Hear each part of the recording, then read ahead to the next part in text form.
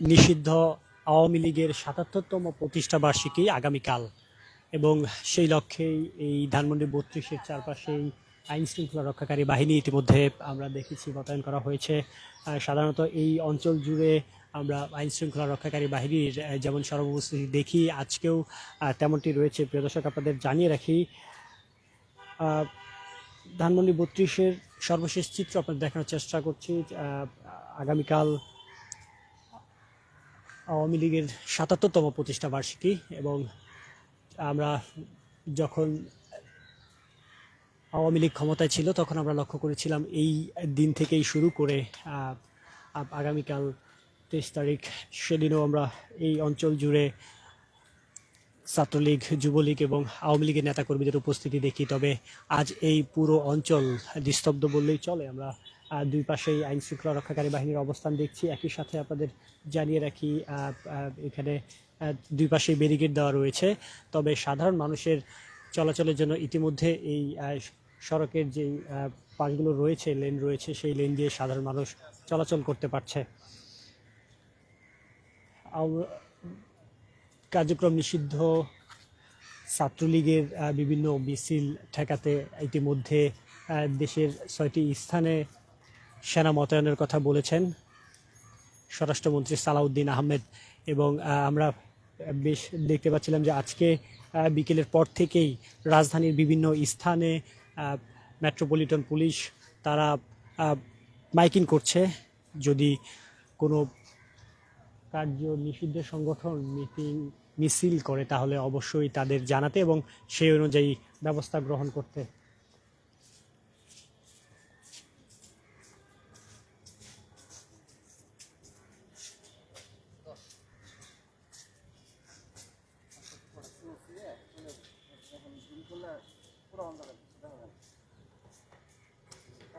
তেইশে জুন আওয়ামী লীগের ৭৭তম প্রতিষ্ঠা বার্ষিকী এবং সেই লক্ষ্যেই আমরা দেখতে পাচ্ছি ইতিমধ্যে ধানমন্ডি ৩২-এর দুই পাশেই আইন শৃঙ্খলা রক্ষাকারী বাহিনী তারা একই সাথে এই দুই পাশের যেই সড়কটি রয়েছে এই সড়কগুলো ব্যারিকেড দেওয়া রয়েছে।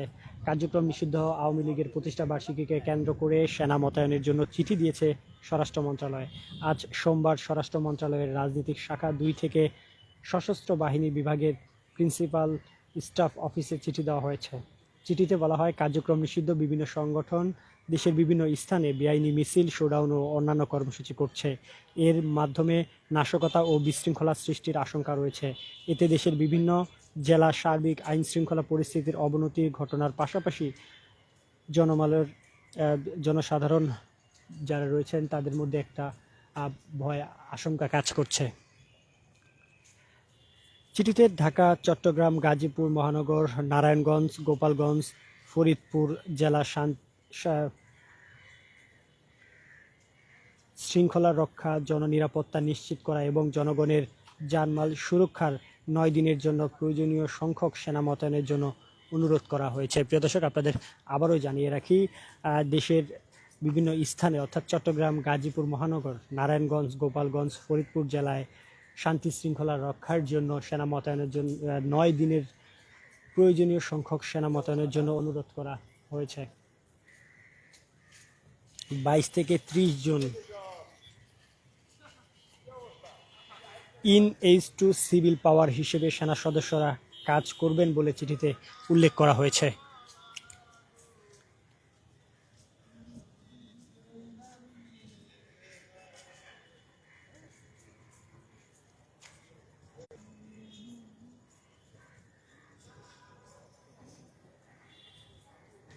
সাম্প্রতিককালে আওয়ামী লীগ এর অঙ্গ সংগঠনের নেতাকর্মীরা ঝটিকা মিছিল করছে, এমনটি দেখা যাচ্ছে। দেশের বিভিন্ন স্থানে ঝটিকা মিছিলের ভিডিও তারা প্রকাশ করছেন। গত রোববার গাজীপুরে যুবলীগের নেতাকর্মীদের মিছিল থেকে পুলিশকে উদ্দেশ্য করে বলতে শোনা যায়, ওই একটাও সামনে আসবি না, একটাও সামনে আসবি না, মাইরা ফালামু, মাইরা ফালামু, যেই কথাটি আসলে ইতিমধ্যে ব্যাপক আলোচনার সৃষ্টি করেছে। জুলাই গণ অভ্যুত্থান ২০২৪ সালে ৫ই আগস্ট আওয়ামী লীগ সরকারের পতন ঘটে এবং ২০২৫ সালে ১০ই মে অধ্যাপক ডক্টর মোহাম্মদ ইউনূসের নেতৃত্বাধীন অন্তর্বর্তীকালীন সরকারের উপদেষ্টা পরিষদ গঠিত হয়।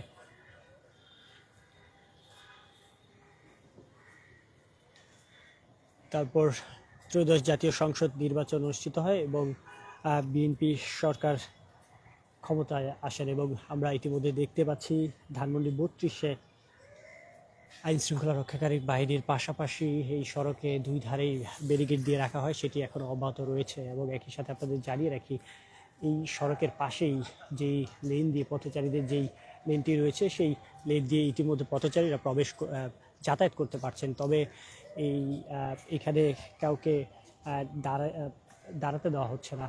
তবে ইতিমধ্যে বেশ কিছুক্ষণ আগে থেকে আমরা দেখছিলাম যে দুই ধারেই আইন শৃঙ্খলা রক্ষাকারী বাহিনী তারা সতর্ক অবস্থানে রয়েছেন। আগামীকাল 23 জুন আওয়ামী লীগের ৭৭তম প্রতিষ্ঠা বার্ষিকী এবং সেই প্রতিষ্ঠা বার্ষিকী উপলক্ষেই আইন শৃঙ্খলা রক্ষাকারী বাহিনীর এই সতর্ক অবস্থান। ঢাকা সহ দেশের বিভিন্ন স্থানে মূলত সেনাবাহিনী মোতায়েনের জন্য 9 দিনের জন্য সেনাবাহিনী যেন মোতায়েন করা হয়, সেই লক্ষ্যে একটি চিঠি প্রদান করেন স্বরাষ্ট্র মন্ত্রণালয় থেকে। স্থানগুলোর নাম যদি আপনাদের বলি, ঢাকা সহ ঢাকা, চট্টগ্রাম, গাজীপুর মহানগর, নারায়ণগঞ্জ, গোপালগঞ্জ, ফরিদপুর জেলার আইন শৃঙ্খলা রক্ষাকারী এবং মানুষের মধ্যে একটি স্বস্তি ফিরিয়ে আনতেই এই খোলা চিঠিটি দেওয়া হয়েছে। দীর্ঘ 9 দিন যেন তারা এই জেলাগুলোতে অবস্থান করেন। মূলত 22 জুন অর্থাৎ আজ থেকে 30 জুন পর্যন্ত এই সময়টা যেন এই জেলাগুলোতে, অর্থাৎ যদি আপনাদের আবারও বলি, ঢাকা, চট্টগ্রাম, গাজীপুর মহানগর, নারায়ণগঞ্জ, গোপালগঞ্জ, ফরিদপুর জেলায় সেনা সদস্যদের মোতায়েনের জন্য চিঠি দিয়েছেন স্বরাষ্ট্র মন্ত্রণালয়।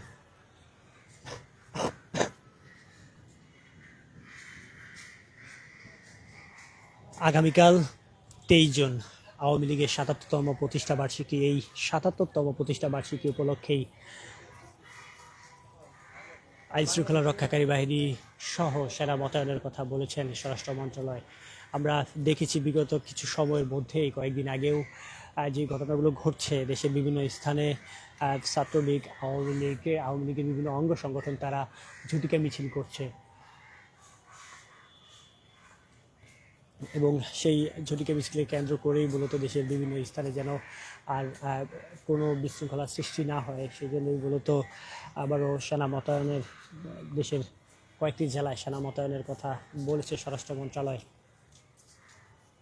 প্রিয় দর্শক, ধানমন্ডি 32-এর সর্বশেষ অবস্থান আপনাদের দেখানোর চেষ্টা করছি। এখানে আইন শৃঙ্খলা রক্ষাকারী বাহিনী রয়েছেন উপস্থিত, একই সাথে দুই পাশে সড়কে ব্যারিকেড রয়েছে। তবে সাধারণ পথচারীদের যে যাতায়াত সড়কটি রয়েছে, সড়কের পাশে যে লেনটি রয়েছে, সেই লেন দিয়ে তারা প্রবেশ করছে এবং অনায়াসে যাতায়াত করতে পারছে।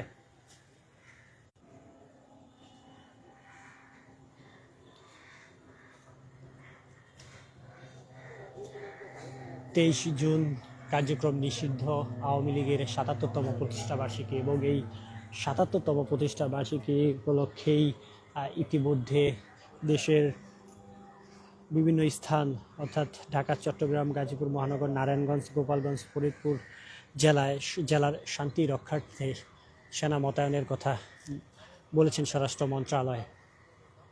মূলত আমরা দেখেছি গাজীপুরে যুবলীগের একটি ঝটিকা মিছিল হয়েছে, আমরা মহাখালীতেও দেখেছি আওয়ামী লীগের অঙ্গ সংগঠনের একটি ঝটিকা মিছিল হয়েছে। সেগুলো যেন আর না হয় এবং কিছুক্ষণ আগে মূলত বিএনপির বিভিন্ন নেতারা বলছিলেন যে তারা এই ব্যাপারে শক্ত অবস্থান নেবেন এবং স্বরাষ্ট্র মন্ত্রণালয় থেকে খোলা চিঠিতে বলা হয়েছে দেশের শান্তি রক্ষার্থে 9 দিনের জন্য আবার দেশের 6টি জেলায় সেনা সদস্যদের মোতায়েন করা হবে। 22 জুন অর্থাৎ আজ থেকে 30 জুন পর্যন্ত এই সেনা মোতায়েন চলবে। প্রিয় দর্শক, সমকাল লাইভে আপনাদের সরাসরি দেখানোর চেষ্টা করছিলাম। এতক্ষণ আমাদের পাশে থাকার জন্য আপনাদের অসংখ্য ধন্যবাদ। সর্বত্র ভিডিও চিত্রে আমরা রয়েছি সবার আগে।